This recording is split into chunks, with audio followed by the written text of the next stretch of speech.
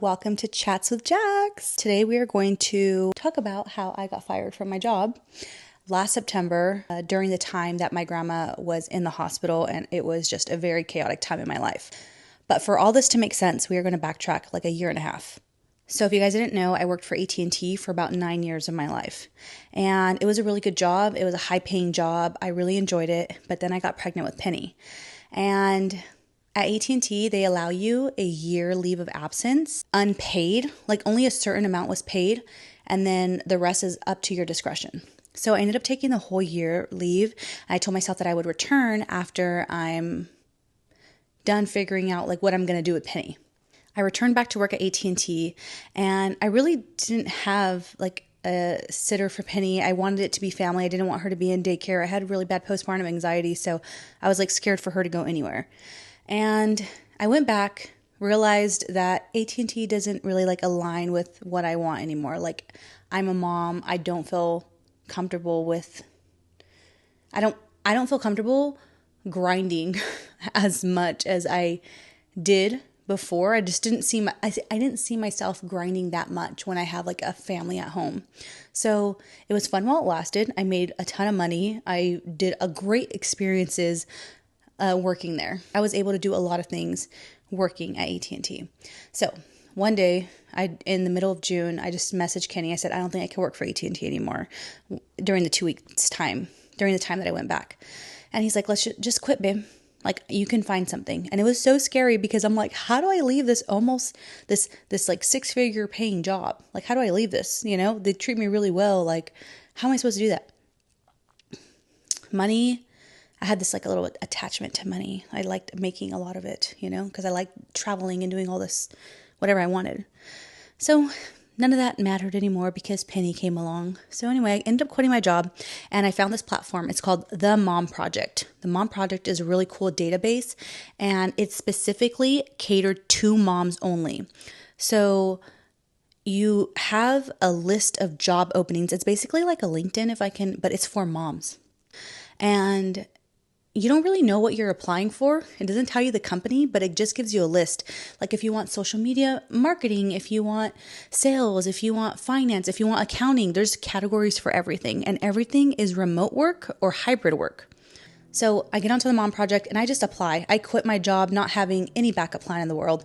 And I thought, you know what, maybe I can get into like content creation too, like maybe as some side money. And I had no clue. That's for another topic. I had no clue what social media meant and how it worked, okay? But meanwhile, I was trying to do that, but not really. I was just kind of getting my feet wet. I was applying through the Mom Project. Well, I finally get an interview, okay, 3 months later.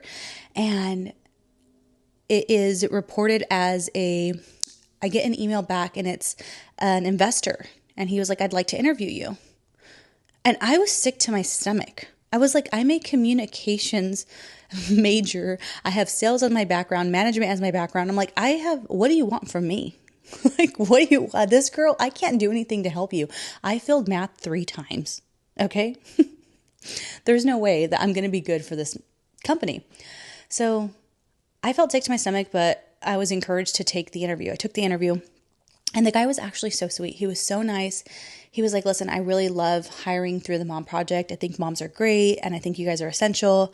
I'm not a micromanager, and that was one thing that I wanted. I did not want a micromanager. I had too much of that in my 9 years of experience at AT&T. No shade, no tea, if you guys are watching.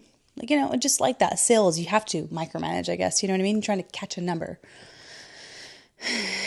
I'm out of breath.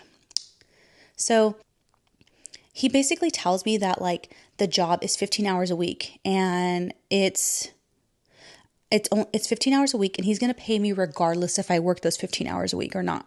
And all I'm going to be doing is email marketing. And I'm like, that's perfect. Like sending out emails and replying back and then scheduling clients for him so he can have meetings with them. And I'm like, that is so up my alley, and that's so perfect. Like, yeah, you're right. That has nothing to do with finance. Like, I'm so happy about that. So I ended up getting the job. He hired me, and I was not making a lot of money. And that was one of the things why he didn't want to hire me. He said, you have so much experience.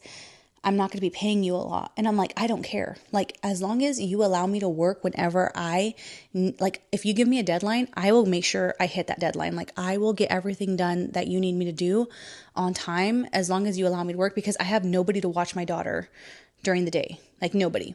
And really nobody to help me.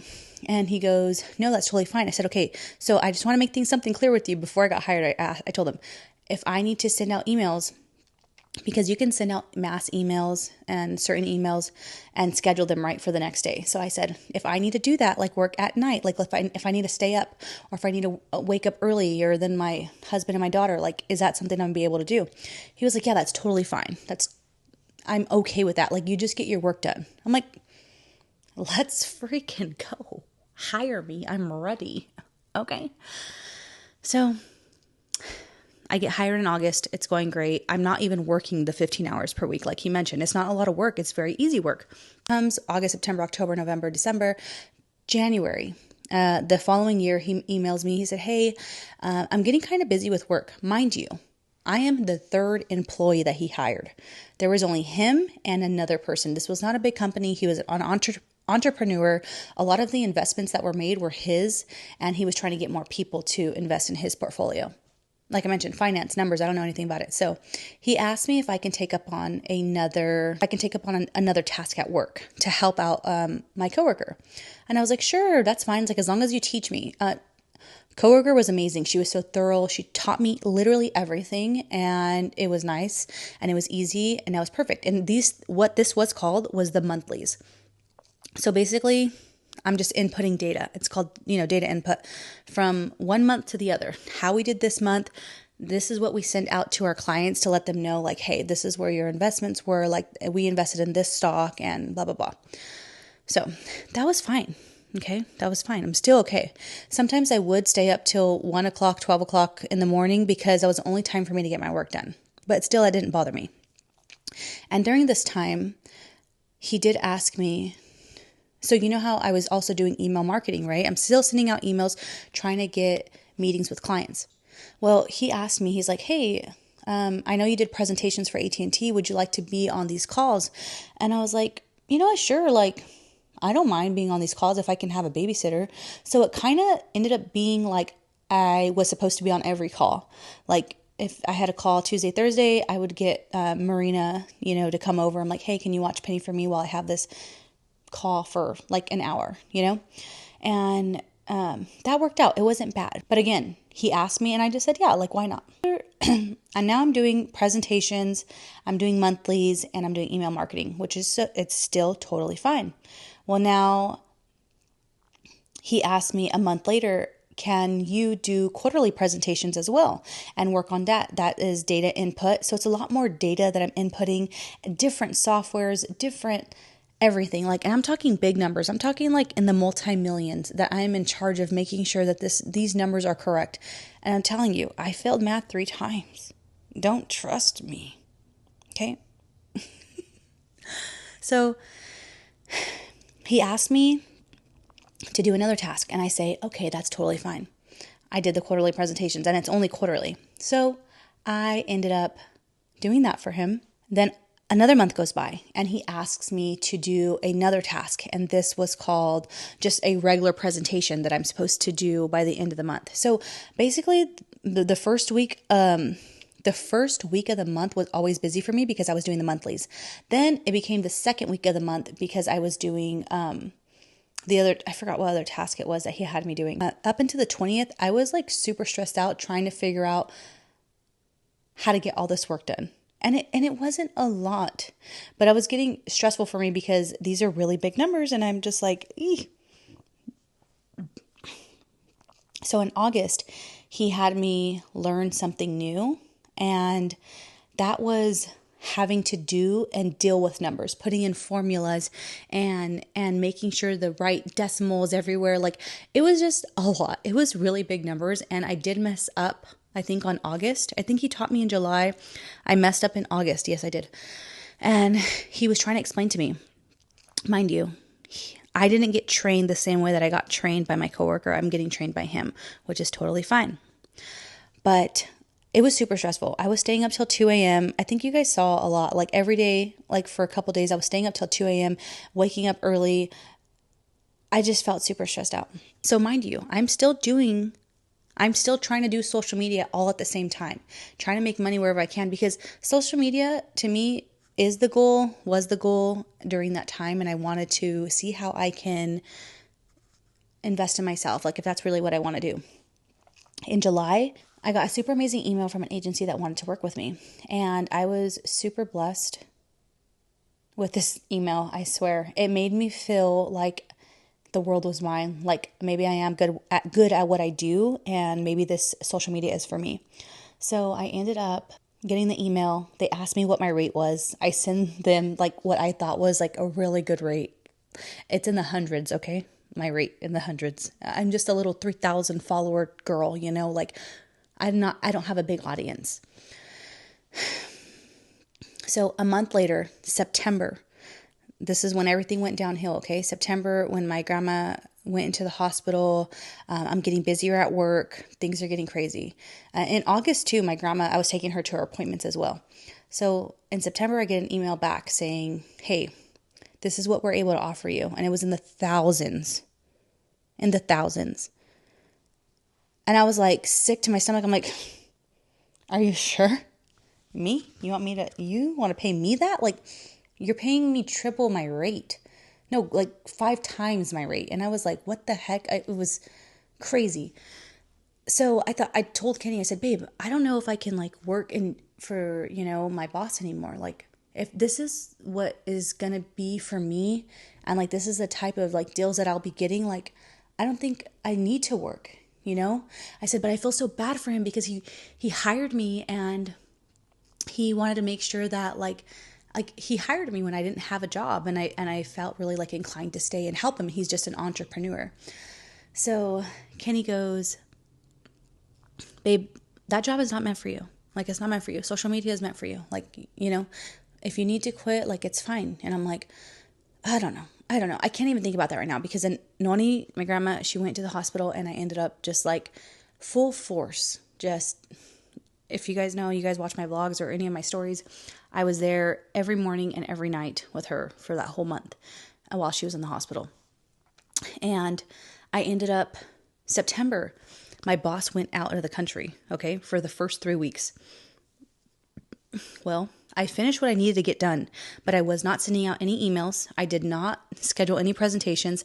I didn't do anything of that sense. I did what I was supposed to do as far as the monthlies, the presentations, the quarterlies, everything. But I did not work. I couldn't. I was so stressed out. So the 21st, he gets back. Or the 22nd, he gets back. And he sends me an email on a Tuesday. Mind you, I have meetings with him every 2 weeks. On Fridays too. Every 2 weeks on Friday, he meets with me. And I've never had him ask me if I can get on a call on a Tuesday. So he calls me on a Tuesday, or he emails me while I'm at the hospital with my grandma. And he says, hey, are you able to get on a call today? And I was like, oh, I'm getting fired. I'm so getting fired. I text Kenny. I said, I'm getting fired today. And he was like, what do you mean? Why? And I was like, I haven't worked the last 2 weeks. Maybe he's like monitoring me to make sure like I'm working. And I didn't let him know what was going on in my life. So I hop on the call. I come home, put Penny to sleep. I hop on the call, and he's like, hey, listen, it's just not going to work out anymore. I really appreciate your enthusiasm. You have great communication skills, and you're really good at what I needed you for. But now this job is taking up more than I thought. Like your position, because my position was a business development specialist. He's like, I only needed you for a certain amount of things, as you know.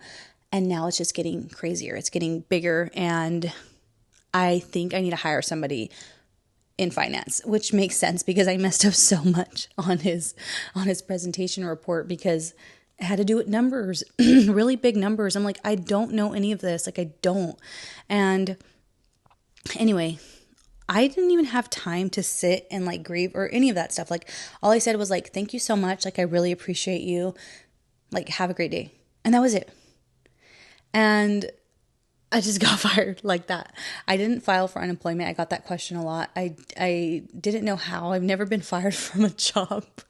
And I guess I could. I don't know how though. And then I told myself, like, it's okay. I'm going to do social media and I can make money doing that. But then things got worse with my grandma. I stopped taking brand deals. I stopped talking to businesses. I only did what I was committed to doing prior, whatever I could, which was only a couple deals. And I ended up not working, not making any money November, December. So that was kind of hard, but I'm not worried. I was a relief for me. I didn't feel like the job was meant for me. I was really stressed out. If you guys saw my stories, I was up till 2 a.m. like I told you. And that's how I got fired from my job. I ended up letting my boss know though, because I thought that he knew that I wasn't working. So I told him, like, I'm not a liar, guys. I do not know how to lie. I do not know how to lie. I was like, I just want to let you know I was not working the last 2 weeks. I just stayed quiet. He's like, I think he was probably over me. He was like, that's okay. That's fine. I'm going to pay you the next 3 weeks and you're good. I'm like, okay, sounds great. So lost my job, but I'm not mad. I'm not sad. My grandma was the most important thing to me. And I would never change that. I would lose any job. I don't care if it was, or I would lose any brand deal. I would lose anything to be there for her again. And I would do it all over. I'm going to cry. So that took up a lot of my time and I was just going through a lot. And mind you, the whole time, guys, in September, I was pregnant, but I did not know. That's also crazy. Thank you for chatting with Jax today. Next week, join me in a really vulnerable chat. It is going to be how I grew up without a father and how it affected me after he passed away. So I'll see you guys next week.